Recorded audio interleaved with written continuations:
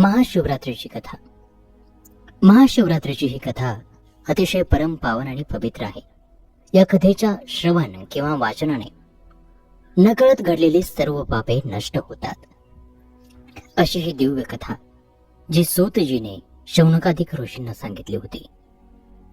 चला तर कथेला सुरुवात करूया. विंध्य पर्वतात एक व्याध राहत होता. व्याध अर्थात शिकारी. तो हिंसक आणि निर्दयी होता. एके दिवशी नेहमीप्रमाणे शिकार करण्याच्या तयारीने शस्त्रे, फासे, जाळे सोबत घेऊन तो जंगलात गेला. तेथे एक भगवान शंकरांचे मंदिर होते. तो दिवस होता महाशिवरात्रीचा पर्वकाळ आणि त्या दिवशी सगळीकडून शिव मंदिर सुशोभित केले होते. मंदिराचा कळस चकाकत होता. मंदिरातील शिवलिंगाची भक्त मनोभावे पूजा करीत होते. ब्राह्मण समुदाय रुद्रघोष करीत होते. अखंड अभिषेकाची धार शिवलिंगावर धरली होती. टाळ मृदंगाच्या गजरात भगवान शिवशंकरांचे कीर्तन चालू होते. हर हर असा जयघोष भक्तजन करीत होते. अनेक दीप लावले होते. सुगंधी द्रव्यांचा दरवळ चहूकडे पसरला होता. त्या ठिकाणी तो व्याध आला. त्याने ते सर्व वातावरण पाहिले आणि सर्व प्रकाराची टिंगल करून तो तेथून शिव हर हर असे वेडावून पुढे दाट जंगलात चालला. चेष्टेमध्ये त्याच्या जिभेला शिवशिव म्हणायची सवय लागली. तो दाट जंगलामध्ये शिरला. संध्याकाळपर्यंत त्याला कोणत्याही प्राण्याची शिकार काही मिळाली नाही. सूर्यास्तानंतर जंगलामध्ये दाट काळोख पसरला. आकाशात चांदण्या चमचमत होत्या. फिरत फिरत तो व्याध एका सरोवराच्या तीरावरती आला. तेथे एक बेलाचा वृक्ष होता. शिकारीसाठी ती योग्य जागा आहे असे वाटून तो त्या वृक्षावरती चढून बसला. आकर्ण धनुष्य ओढून त्यावरती बाण लपवून तो येणारे सावजाचे लक्ष शोधू लागला. परंतु त्याच्या डोळ्यापुढे बेलाच्या वृक्षाच्या डहाळ्या येत होत्या. त्यामुळे त्याला काही नेम साधता येईना. तेव्हा त्याने फांदीवरील बेलाची पाने तोडून खाली टाकायला सुरुवात केली. त्या बेलाच्या वृक्षाखाली ब्रह्मदेवाने स्थापन केलेले एक शिवलिंग होते. त्यावर बेलाची तोडलेली पाने पडू लागली आणि अशा तऱ्हेने व्याधाकडून न कळत शिवरात्रीचे व्रत घडले होते. त्याला उपवास जागरण घडले होते. त्याच्या जिभेला हर हर म्हणण्याचा चाळा लागला होता आणि शिवलिंगावर वरतून बेलाची पाने पडून पूजनही घडत होते. रात्रीचा एक प्रहर उलटून गेला. त्या सरोवराच्या काठी एक गर्भिणी सुकुमार अशी हरिणी पाणी पिण्यासाठी आली. तिला दुरूनच दिसले की साक्षात मृत्यूचे रूप घेऊन व्याध आपल्यावरती बाण रोखून बसला आहे. तेव्हा ते मनुष्यवाणीने व्याधाला म्हणाली, हे महापुरुषा, एक रथ भरून छोटे जीव मारले तर एक हरिण वधाचे पातक, 100 हरिण वधले तर एका बैलाच्या हत्येचे पातक, 100 बैल मारले तर एका गो हत्येचे पातक, 100 गो हत्या केल्या तर एका ब्राह्मणाच्या वधाचा दोष, 100 ब्राह्मण वधाचे पातक म्हणजे एक स्त्रीवध आणि 100 स्त्रियांच्या हत्येचे पाप एका गुरु हत्येच्या पापापेक्षा शतपट असते. तरीही माझा अपराध नसताना तू माझ्यासारख्या गर्भिणीला मारू नकोस. माझ्या उदरातील निष्पाप कोवळ्या जीवाचा वध करून दोष घेऊ नकोस. मनुष्यवाणीने बोलणाऱ्या त्या हरिणीला पाहून व्याधाला आश्चर्य वाटले. तो म्हणाला, मनुष्यवाणीने बोलून ती एवढे शास्त्र कसे काय सांगतेस? माझ्या कुटुंबातील लोक माझ्यावर उदरनिर्वाहासाठी अवलंबून आहेत. ते आज दिवसभर माझ्यासारखेच उपाशी आहेत. तरीही सुद्धा माझ्या अंतःकरणात तुझ्याविषयी करुणा उत्पन्न झाल्यामुळे तू पूर्वी कोण होतीस, तुला एवढे ज्ञान कुठून मिळाले, ते सर्व काही मला सांग. हरिणीने बोलायला सुरुवात केली. ती म्हणाली, पूर्वी देवदानवांनी मिळून केलेल्या समुद्र मंथनांमधून जी 14 रत्ने निघाली त्यात मी एक रंभा नावाची अप्सरा रत्न म्हणून निर्माण झाले. माझ्या रूपावर देव ऋषी अनुरक्त झाले. त्याचे मनोरंजन करणे माझे काम होते. स्वर्गातील दिव्य भोग भोगून सौंदर्याने उन्मत्त होऊन मी शिवभजन, शिवरात्र, सोमवार, प्रदोष व्रत वगैरे सर्व काही सोडले. अमृतपान सोडून मद्यपान करू लागले. देवाचा संग सोडून हिरण्य नावाच्या दैत्याजवळ राहू लागले. एकदा तो दैत्य मृगयेसाठी दूरवर अरण्यात गेला. हे पाहून मला वाटले की या वेळात श्री शंकरांचे दर्शन घेऊन यावे आणि म्हणून मी कैलासावर गेले. मला पाहताच भगवान शंकर क्रोधित झाले.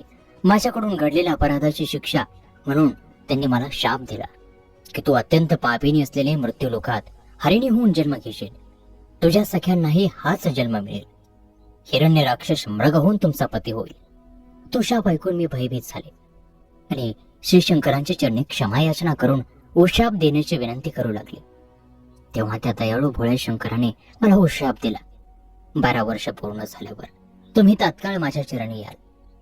त्याप्रमाणे मला मृगयोनीत जन्म मिळाला. मी गर्भिणी असल्याने प्रसूती काळ जवळ आला आहे. तेव्हा मी ठिकाणावर जाऊन गर्भ ठेवून येते. त्यानंतर तू माझे प्राण घेतले तरी चालतील. व्याध म्हणाला, तुझ्या गोड बोलण्यावर माझा विश्वास नाही. खोटे बोलून हर तऱ्हेने प्राण वाचवावा हे प्राण्यांनाही कळते. तेव्हा तू महापापांचे उच्चारण करून शपथ घे, मग मी जाऊ देतो. त्यावर हरिणी म्हणाली, मी जर खोटं बोलत असेल तर ब्राह्मण कुळात उत्पन्न होऊन जो मनुष्य वेदशास्त्र शिकत नाही, संध्या करीत नाही, सत्य आणि पावित्र्य याच्यापासून वर्जित असतो, त्याचे पातक माझ्या माथी पडो. वेदांची विक्री, परपीडा, दानात विघ्न, गुरु, विष्णू, शिव यांची निंदा करणाऱ्यांचे, यतीची निंदा, द्वैत मताचा प्रचार करणाऱ्याचे, त्याप्रमाणे देवळात पुराण ऐकताना पान चघळणारे, देवळात स्त्री बरोबर व्याभिचार करणाऱ्याचे पाप मला लागो, असं ती म्हणाली. ते पुढे म्हणाले, जे नवरा बायकोचा वियोग करतात ते या जन्मी नपुसक होतात. जे दुसऱ्याची वर्मी काढतात ते या जन्मी कावळे होतात. विद्या असून जे लोक शिष्यांना देत नाहीत ते पेंगळाच्या जन्माला जातात. जे ब्राह्मण अनुचित दान घेतात त्यांना पूर्वजन्मात गंडमाळा होतात. जे दुसऱ्याच्या गायी पळवून आणतात ते या जन्मी अल्पायुष्य होतात. जो राजा प्रजेला त्रास देतो तो वाघाच्या किंवा सापाच्या जन्माला जातो. जो साधूला छळतो त्याचा निर्वंश होतो. ज्या स्त्रिया व्रतनेम करतात, घरात धान्य असून पतीला जेवायला घालत नाहीत, त्यांना वाघाचा जन्म येतो. ज्या कुरूप म्हणून पतीचा त्याग करतात त्या पुढील जन्मी बालविधवा होतात. तेथेही व्याभिचारी होऊन शेवटी वेश्या होतात. पतीची निंदा करणाऱ्या दासी किंवा उलटा होतात. आई वडिलांना छळणारे माकड होतात. सासू सासऱ्यांना त्रास देणारे निसंतान होतात. व्याधा, तुला वचन देऊन जर मी नाही आले तर ही सर्व पापे मला लागोत. मी खोटे बोलले तर शिवपूजेचा अपहार केला असे होईल.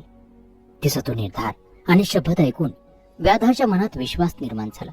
तो तिला म्हणाला, हे पतिव्रते, तू आता जा, रात्र संपताना परत ये. तू पुण्यवंत होऊन शिवपदास जाशील, असा आशीर्वाद देऊन आणि पाणी पिऊन हरिणी पुन्हा घरी गेली. व्याध पुन्हा बेलाचे पाणी तोडून खाली टाकू लागला. आता 2 प्रहर रात्र सरली, दुसरी पूजा झाली आणि व्याधाचे 7 जन्मीचे अर्धे पाप जळून गेले. व्याध शिवस्मरण करीत होता. त्याची त्याला गोडी लागली होती. हरिणीच्या मुखातून निरूपण ऐकल्याने त्याला जागरणही झाले होते. त्यावेळी दुसरी एक हरिणी तिथे आली आणि पाणी पिऊ लागली. तिला पाहून व्याधाने धनुष्यबाण सज्ज केले. ते पाहून हरिणी म्हणाली, व्याधा, माझ्यावरती दया कर. पतीला भेटण्याची मला ओढ लागली आहे. ती माझी इच्छा पूर्ण होऊ दे. मी पुन्हा परत येईल. तिला मनुष्यवाणीतून बोलताना व्याधाला नवल वाटले. हे हरिणी सुद्धा ज्ञानी दिसते असा विचार करून, तुम्हाला सर्व शास्त्रार्थ माहीत आहे, तुमचे जीवन धन्य आहे, तेव्हा शपथ घेऊन जा, असं तो म्हणाला. त्यावरती हरिणी म्हणाली, मी असत्य बोलत असेन तर विहीर, तळे, सरोवर, देवाचे मंदिर भग्न करणारा, गुरुची निंदा करणारा, मद्यपी, दुराचारी, युद्धातून पळून जाणारा क्षत्रिय, दुसऱ्याच्या उपजीविकेचे साधन नष्ट करणारा, ग्रंथाची, वेदशास्त्राची निंदा करणारा, संत भक्त यांचा द्वेष करणारा, हरिहर चरित्राचा अवहेर करणारा, दुराचारी, दुष्ट स्त्री या सर्वांचे पापे मला लागून. व्याधा, आपला मुलगा, आपली सून सौजन्याने वागत असताना सुद्धा जे त्यांना उगाच छळतात ते कुरूप आणि दरिद्री होतात. आपसात वैर करणारे भाऊ मासे होतात. गुरुचे दोष करणारे संपत्तीहीन होतात. वाटसरूची वस्त्रे लुटणारे अतिशूद्र होऊन प्रेतवस्त्रे वापरतात. तपस्वी म्हणून अनाचार करणारे सुरवंट होतात. कन्या विक्रय करणारा हिंस्र प्राणी होतो. पतिव्रतेला छळणाऱ्यांचे घर फुटते. ब्राह्मण असून मद्य विकतो, प्राशन करतो, तो नाश पावतो. ब्राह्मणाचा अपमान करणारा ब्रह्मराक्षस तर उपकार न स्मरणारा क्रमी होतो. ग्रहणात जेवणाऱ्याला पित्त, मुले पळवून विक्री करणारा कोढी होतो. गर्भपात करणारे स्त्री वांज होते. देवालय पाडणाऱ्याचे हाडे मोडतात. अपराधाविना पत्नीला शासन करणाऱ्याला अर्धांग वायू होतो. ब्राह्मणाचे अन्न पळविणाऱ्याचा निर्वंश होतो. ब्राह्मणाला काठी मारणाऱ्याच्या अंगातून कळा येतात. संतांशी वाद घालणाऱ्यांचे दात मोठे होतात. गुरु, संत, माता पिता यांचा अपमान करणारा तोतरा, देवाजवळील वृक्ष तोडणारा पांगळा होतो. सुतकातले अन्न खाणारा रोगी होतो. एकटाच सुगंधी द्रव्य वापरतो, त्याच्या अंगाला दुर्गंध येतो. ब्राह्मणाचे कर्ज बुडवणारा अल्पायुष्य होतो. झाडाची सावली नष्ट करणारा निराधार होतो. ब्राह्मणाचे ऋण बुडवितो तो भिकारी होतो. पुत्रद्वेषी गरिबाशी लग्न मोडणारा निसंतान होतो. मातापित्याचा छळ करणाऱ्याचा कार्यनाश होतो. एकाच देवाची भक्ती आणि इतर देवाची निंदा करणाऱ्याला कमी मुले होतात. गोवध करणाऱ्याला कर्कश बायको मिळते. बैलाला मारणाऱ्यास मूर्ख पुत्र होतो. आपल्या गुरुचा त्याग करणारा अल्पायुष्य होतो. सूर्याकडे तोंड करून जो लघुशंका करतो तो दंतहीन पांढऱ्या केसाचा होतो. लहान मुलाच्या मृत्यूने शोकग्रस्त झालेल्यांना हसणारा निपुत्रिक होतो. असे म्हणून ती हरिणी म्हणाली, मी पतीला भेटून लवकर परत नाही आले तर मला ही सर्व पापे लागोत. व्याध तिला म्हणाला, ठीक आहे, तू फार ज्ञानी दिसतेस, घरी जाऊन लवकर परत ये. त्यानंतर एक हरिण पाणी पिण्यासाठी सरोवराकाठी आले. त्याच्यावर शरसंधान करताच तो व्याधाला म्हणाला, व्याधा, माझ्या पतिव्रता स्त्रियांना मी विचारून येतो, तुला दिलेले वचन मी नाही पाळले तर कीर्तनात विघ्न आणणाऱ्यांचा निर्वंश होतो. शूद्र ब्रह्मकर्म करणारा नरकात जातो. तीर्थयात्रेत विघ्न आणणाऱ्याच्या अंगावरती जखमा होतात, तोही नरकात जातो.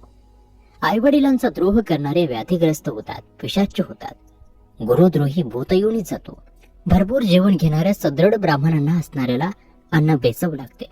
देवळे पाडणारा, भगवान शंकरांची पिंडी फोडणारा, देवाची उपकरणे अलंकार चोरणारा पंडुरोगी होतो. मित्रद्रोह, आई वडील गुरु यांची हत्या, विश्वासघात, गायी ब्राह्मणांच्या वरील मृत्यू संकट सामर्थ्य असून निवारण करीत नाहीत. ब्राह्मणाला बाहेर थांबून घरात पक्वान्य भक्षण करतात. सोयऱ्याची प्रार्थना करतात, त्यांना संग्रहणी पोटसोडही दुखणी होतात. पंचयज्ञ न करणारे, ब्राह्मणाचे घरी जाळणारे, गरिबीला वाटेत लुटणारे, संतांचा अपमान करणारे, गुरुला छळतात, त्यांची परीक्षा घेतात, त्यांच्यावर आरोप करतात, ती माणसे निपुत्रिक राहतात. शिवकीर्तन न ऐकणारे कर्णपीडित होतात. बडबड करणारे बेडूक होतात. शिवकीर्तनात झोपणारा साप होतो. वाद घालणारा पिशाच्य होतो. अशा तऱ्हेची अनेक पापे मी जर वचन भंग केला तर माझ्या माथे पडत.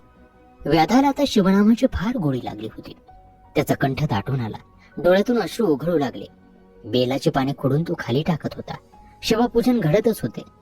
रात्रीचे 4 प्रहर शिवजागर झाला. रात्र संपली. अरुणोदय झाला. तेवढ्यात तिसरी हरिणी आली. आपण हिला तरी मारावे असा विचार व्याधाच्या मनात आला. तोच हरिणी मनुष्यवाणीने बोलू लागली, व्याधा, तू मला मारू नकोस. घरी माझे बाळ आहे. त्याला स्तनपान देऊन मी परत येते. मी वचन मोडले तर मला अनेक महापापे लागतील. आता ही कोणता शास्त्रार्थ सांगेल अशा कुतूहलाने व्याधाने तिला, तू काहीतरी शपथ घेऊन जा असे म्हटले. हरिणी म्हणाले, गवत जाळणारा, गावाला आग लावणारा, गो ब्राह्मणांचे पाणी अडविणारा क्षयरोग होतो. ब्राह्मणाचे घरे हिसकावतात, त्यांची पूर्वज रवरव नरकात पडतात.